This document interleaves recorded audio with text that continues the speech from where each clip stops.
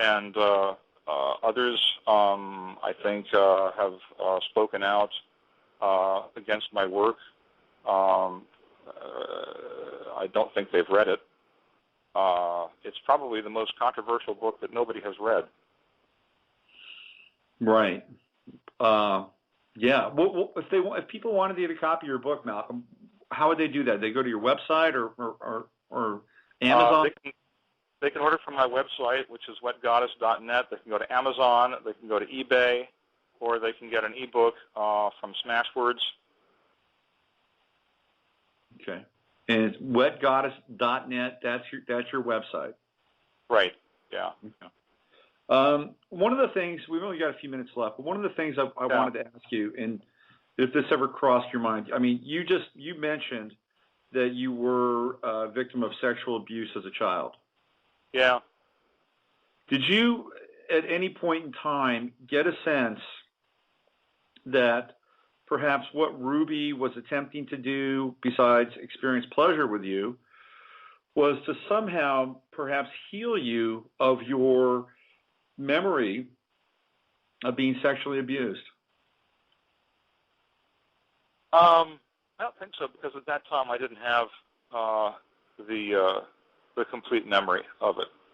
So that came later. That memory surfaced later in your life. Yes, it did. And that's another story, really, and a book that I'm working on right now called Growing Up in the Orgone Box, which I hope to have done in a few months. Was she trying to heal me? I honestly don't know.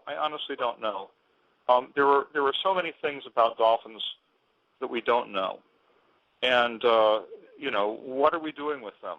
We're treating them very badly. We're locking them up. We're making them perform for us. Right. Or in places like Taiji, we're actually slaughtering them because they're in the way and because we can. And right. I can't, I'm not a scientist. I don't have the numbers. I don't have the facts and figures to nail down the question of dolphin intelligence and dolphin cognition. But I have the story, and damned if I'm not going to tell it, because I think it's a remarkable story, and I think it tells us a lot about what it means to be human as well as what it means to be a dolphin. So has anybody approached you to do a film about this? One guy did approach me last year, immediately after I issued a press release about it when I was first getting the novel out. He immediately realized that he'd made a mistake and withdrew the offer. But I will say that I do have a copy of my novel right now at a major New York publishing house, and they are very interested in it and are looking it over. So it may be that this could go big time. Well, if at the very least it brings some awareness to what's happening with dolphins, I think that would be a good thing. And well, that was my whole intention. Mm-hmm.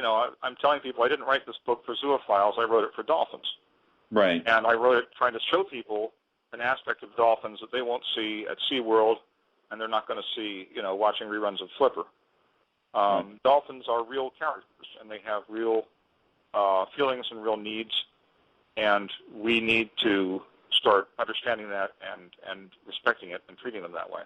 I think it's really interesting that, at least in terms of kind of my awareness with your book and perhaps other people's awareness, is that it kind of emerged at the same time as this movie Dolphin Tale came out. Yeah, I didn't have a thing to do with that. It was all David Farrier, this guy from 3 News in New Zealand, just happened to release a videotape of me that I had sent him over a year ago. Uh-huh. And he really couldn't explain why. He'd had some technical problems transferring the tape from DVD to his system over there, but he really couldn't explain why it took him a year to use the material. So it just came out coincidentally. I'm sure Dolphin Tale is a fine movie. I'm looking forward to going to see it myself sometime soon. Well, Malcolm, this has been absolutely fascinating and highly unusual. And I want to thank you for coming on the show. And, okay, Robert. And I wish you the best in terms of sharing the message of what's happening with the dolphins and oceans in general on the planet. I think it's a worthy story. And I certainly wish you all the best in terms of dealing with what you're going to have to deal with moving forward with your story. Because it's not everybody is going to be, warm and fuzzy or open. And I'm sure that you already understand that. Yes, I do. All right. But thanks for your concern, Robert, and thanks for having me on your show.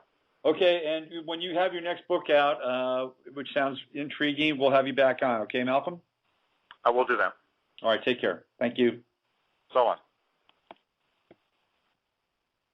Wow. I mean, look, I refrained from having, about a dozen puns, bad puns, kind of rise to the surface while he was on. And I did my very best to really understand what his experience was like. Look, I'm not sure I'd have sex with a dolphin, but I understand that, that this is the dolphins are very different. They're very different. And I could probably understand why, maybe at a certain point in his life, that he would want to experience that. And actually, in a weird way, it takes a lot of courage to be able to talk about it, write about it. So that was Malcolm J. Brenner, author of Wet Goddess. And that brings us to the end of our show. We have reached the final moments of the Friday Farcast. And how far was it today? Am I right? We went from abductions, missing time, out-of-body experiences at the age of 4, being taken up into the sky under a mothership and shown the future of humanity and our only chance passing through the eye of a needle, all the way across the world to Florida, where a man recounts his sexual, intimate relationship with a dolphin. It doesn't get much further out than that, does it? And that's the Friday Farcast. We take you out there. Next week, I should have Louise Harrison and Beetle Bob on the show. We'll be talking about the life of George Harrison. And there's an upcoming documentary on George Harrison that's going to be airing on HBO. Looks very interesting. It will also be the anniversary of John Lennon's birthday, which happens on 10/9. So Monday, I'll be talking about Occupation Wall Street, and I'll have some audio verite for you from that event. This is Robert Phoenix. You've been listening to the Friday Farcast. I want to thank you. I want to thank Malcolm J. Brenner. I want to thank Robert Bruce for being on the show. I want to thank everybody in the chat room. Have an enlightened and far out and freaky frickin' weekend. I'll see you on Monday. We are living in a computer-programmed reality, and the only clue we have to it is when some variable is changed and some alteration in our reality occurs. We would have the overwhelming impression that we were reliving the present, déjà vu, perhaps in precisely the same way, hearing the same words, saying the same words. I submit that these impressions are valid and significant, and I will even say this: such an impression is a clue that at some past time point a variable was changed, reprogrammed as it were, and that because of this an alternative world branched off.